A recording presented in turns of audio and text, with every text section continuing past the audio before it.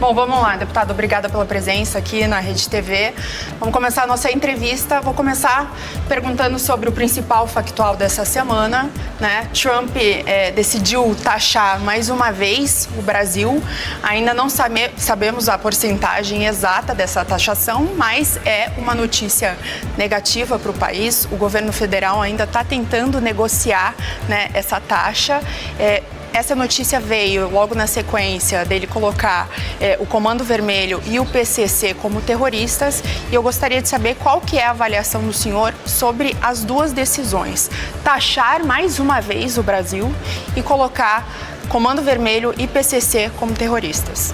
Bom, acho que primeiro é importante ressaltar que, diferente do que o governo Lula diz, uma decisão não tem nada a ver com a outra, né? Primeiro, você considerar que PCC e Comando Vermelho são organizações terroristas era uma coisa que o próprio Brasil já deveria ter feito, que os Estados Unidos têm todo o direito de fazer, porque toda nação tem o direito de declarar que organizações são terroristas.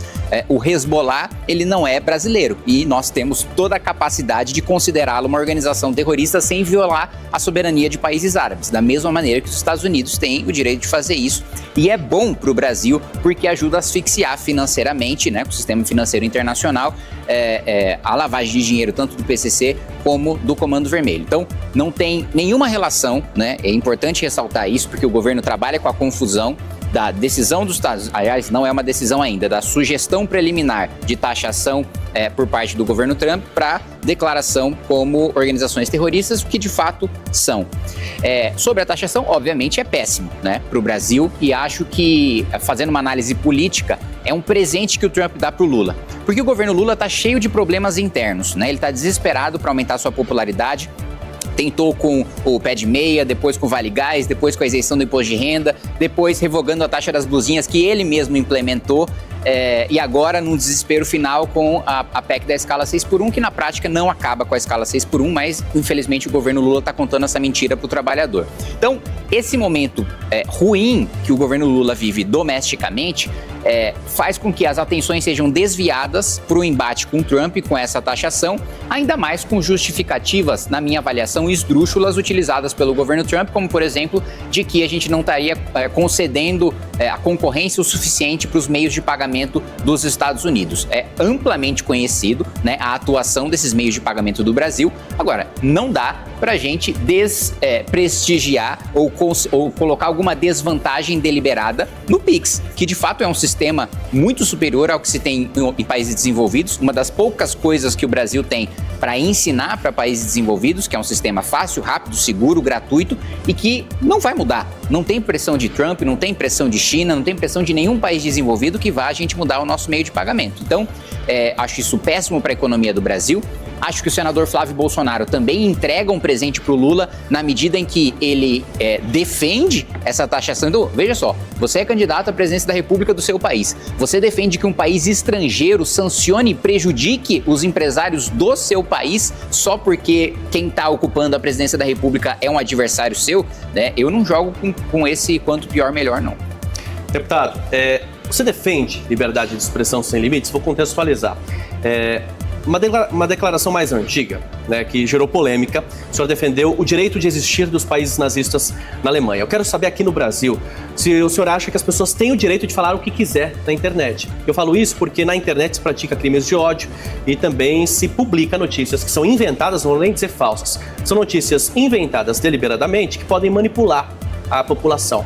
Mas o senhor continua defendendo a liberdade de expressão sem limites? Vamos lá, eu nunca defendi liberdade de expressão sem limites e nunca defendi o que você disse aí, aspas, de países nazistas na Alemanha. Isso sequer seria possível ter. Partidos políticos nazistas. Também nunca defendi partidos políticos nazistas na Alemanha, né? O que eu defendi foi que as pessoas pudessem ter acesso aos documentos históricos do nazismo, justamente para que, entendendo a atrocidade que foi o nazismo, não só ele continue sendo criminalizado, nunca defendi a sua descriminalização, mas que as pessoas entendam a perversidade do que foi, a verdade do que foi o Holocausto, porque infelizmente no Brasil você tem a banalização do Holocausto e da pecha de nazista, né? Muitas vezes e você vê isso principalmente por parte da esquerda, quando você diverge, né, das políticas públicas de esquerda, você é taxado de fascista e de nazista. Isso diminui o peso histórico do que foi o nazismo, do que foi o Holocausto, porque não existe paralelo de uma divergência política dentro do âmbito democrático do Brasil, de você colocar a pecha de que uma pessoa defende um genocídio industrial em massa sem paralelo na história, tá? Então, esse é o ponto. Segundo, nunca defendi liberdade de expressão irrestrita, inclusive nos próprios Estados Unidos, em que é o país que concede, né, a maior amplitude de liberdade de expressão, inclusive injúria e difamação, por exemplo, não são crimes nos Estados Unidos, mas ainda assim, lá como direito constitucional, não é irrestrito, e o exemplo mais comumente utilizado na doutrina é que nos Estados Unidos não existe o direito de você, dentro de um cinema, gritar fogo, né? Porque você vai causar perigo e dano para as outras pessoas, ainda que isso, em tese, estivesse abarcado aí na liberdade de expressão. Aqui no Brasil, e eu defendo uma doutrina que é mais compatível com o nosso ordenamento jurídico, que vem do direito romano, do direito alemão, que é você ser responsabilizado pelo dano que você causa quando você acusa, por exemplo, injustamente uma pessoa de crime, né? Quando você imputa falsamente uma conduta criminosa, se eu falo que uma pessoa roubou e não provo, que estuprou, matou e não provo, eu tenho que ser responsabilizado por isso, né? Da mesma maneira, se eu incito crime, né? Se eu alicio pessoas para o crime organizado, se eu mando, incentivo pessoas a usar drogas, se incentivo pessoas a se faccionarem, né, ao PCC, ao Comando Vermelho, por exemplo, não acho que tem que ter liberdade de expressão irrestrita, não. Deixa eu aproveitar, voltando um pouquinho então na questão das facções, das organizações criminosas, na avaliação do senhor, como que fica a soberania nacional? Não corre um risco com essa decisão dos Estados Unidos? Não.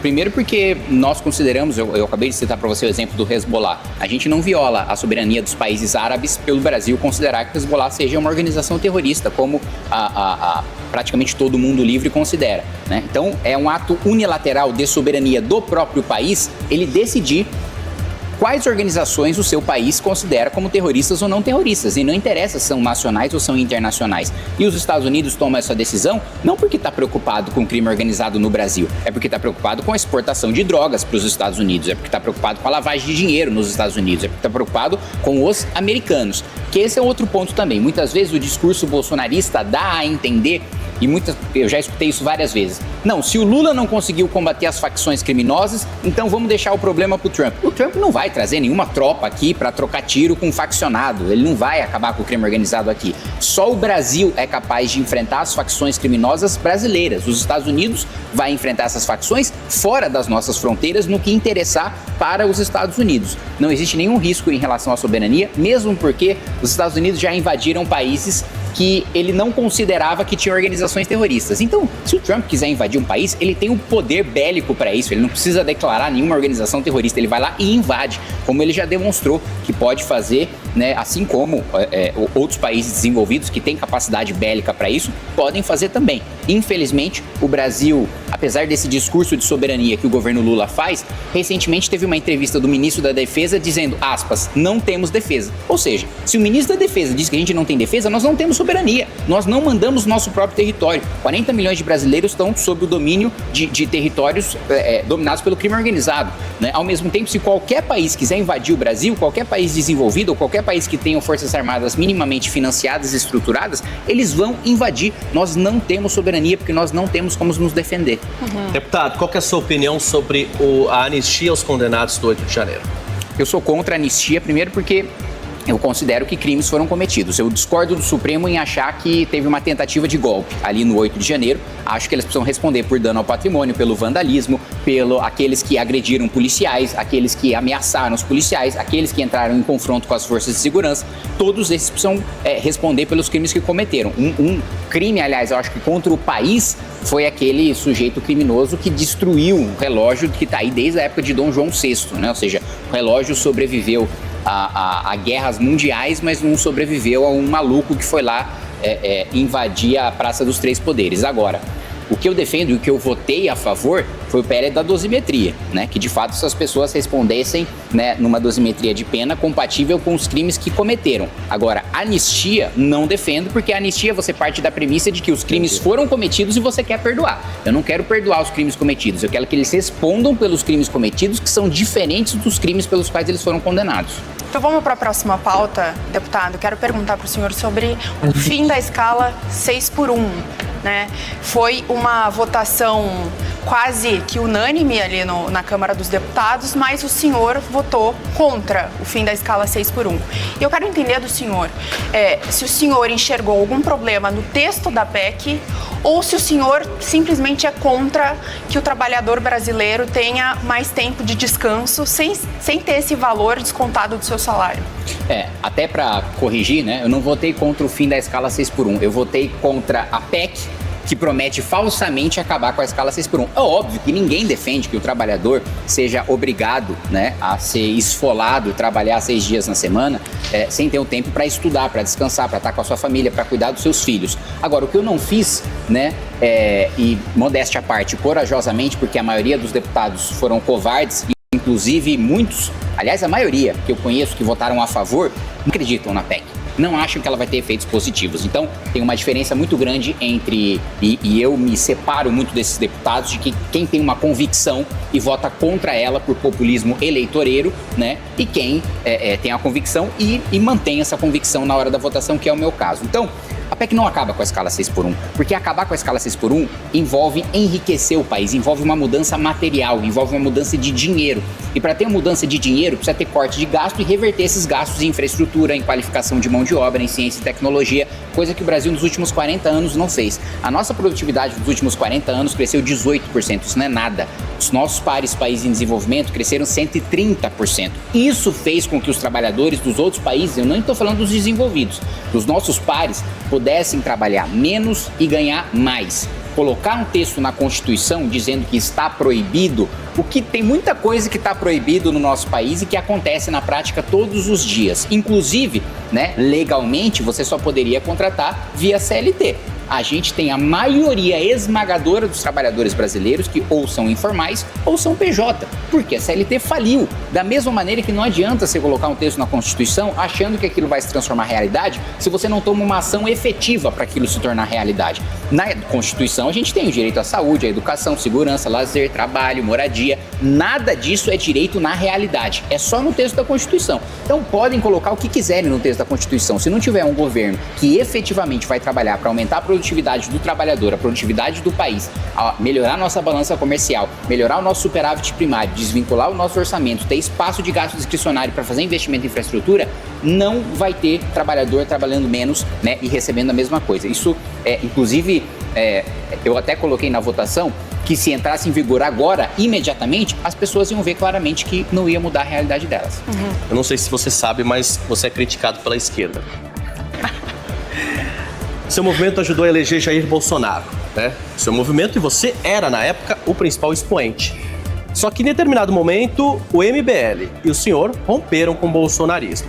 E agora viraram alvo do bolsonarismo. Mas eu queria entender por que houve esse rompimento, qual que é a crítica que vocês fazem a essa ala da direita brasileira, que é a maior parte da direita brasileira hoje. Bom, nós tentamos a todo custo ter um outro candidato à direita, né, para que quem fosse no segundo turno em 2018 não fosse Jair Bolsonaro.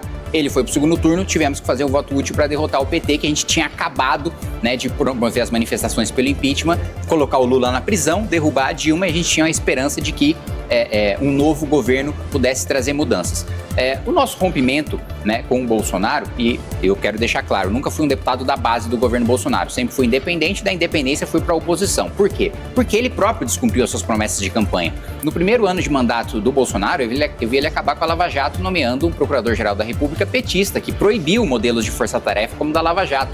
Eu vi ele nomeando o Cássio Nunes para o Supremo, que todas as oportunidades que teve para votar a favor do Lula, a favor dos investigados da Lava Jato, votou, né? Eu vi Bolsonaro e Paulo Guedes furando o teto de gastos no primeiro ano de governo, porque muitas vezes os bolsonaristas falam, não, a gente furou na pandemia, porque é natural, justificável, qualquer governo teria furado o teto na pandemia, que foi uma coisa muito extraordinária. Mas não, foi antes em 2019 e depois com a PEC Kamikaze, que se assemelha muito ao pacote de bondades que Lula e Dilma sempre fizeram nos seus últimos anos de mandato, que criaram mais de 100 bilhões de reais de rombo, e eles que sempre foram críticos do Bolsa Família, turbinaram o Bolsa Família como nunca antes, né? criando um roubo fiscal sem ter a receita suficiente para fazer isso com a PEC Kamikaze no último ano de mandato. Então, mesmo na principal pauta deles, que era a segurança pública, não houve nenhum projeto para endurecimento de penas. Não houve, pelo contrário. Quando o Sérgio Moro mandou o pacote anticrime, a base do governo Bolsonaro votou a favor de uma emenda do deputado Marcelo Freixo, do PSOL, que criava o juiz de garantias. E o Bolsonaro sancionou porque o juiz de garantias ia beneficiar o Flávio, seu filho, que roubou dinheiro da Assembleia Legislativa do Rio de Janeiro, fez parte do mesmo escândalo do PT, aliás, porque o presidente da Alerj era o André Siciliano, que depois foi trabalhar na Gleisi Hoffmann, agora no governo Lula, e Flávio Bolsonaro estava sob o comando de um deputado petista e juntos roubaram dinheiro na Assembleia Legislativa do Rio de Janeiro. E Jair Bolsonaro, para blindar o próprio filho desse escândalo, favoreceu todos os criminosos do país, sancionando o juiz de garantias e não aprovou nenhum grande projeto de aumento de pena. Eu, um deputado sozinho, de um partido que tem uma bancada de um homem só, sendo de oposição, consegui aprovar e ser sancionado agora o projeto de aumento de pena de furto, roubo e receptação. Eu não sou presidente da República, eu não sou líder de uma grande bancada, eu sou líder de mim mesmo e ainda assim eu consegui fazer isso. Imagina ele com a caneta de presidente, não fez por pura incompetência e por rabo preso também. Nós aprovamos também, na legislatura do Jair Bolsonaro, o fim das decisões monocráticas, a obrigatoriedade de submeter as decisões monocráticas ao Pleno do Supremo. Ele vetou a pedido de Dias Toffoli. Então, isso a família Bolsonaro não fala, que uma das principais medidas, né, que são defendidas como contenção do Supremo, que é o fim das decisões monocráticas, nós aprovamos. E só não está em vigor porque o Bolsonaro vetou a pedido do Dias Toffoli, que ele se dizia grande inimigo, mas aí nos bastidores ia assistir junto o jogo do Palmeiras no Palácio do Planalto com o Dias Toffoli. Então, essa é a razão de apontar todas essas incoerências, de apontar o despreparo, de apontar a falta de compromisso com a verdade, com as próprias propostas de Jair Bolsonaro, que levou a gente aí à oposição. E a constatação também de que nós, com as manifestações pelo impeachment, entregamos um país com o PT destruído, que escondia o vermelho e a estrela do partido nas eleições de 2016, com Lula preso, inelegível, e Bolsonaro nos devolveu um país com Lula presidente da República e o PT mais forte do que nunca. Então, se nós quisermos que o nosso país não seja mais refém, né, do Partido dos Trabalhadores, né, para o resto das nossas vidas, ou pelo menos pelos próximos ciclos eleitorais, nós precisamos tirar a família Bolsonaro da cabeça da direita brasileira.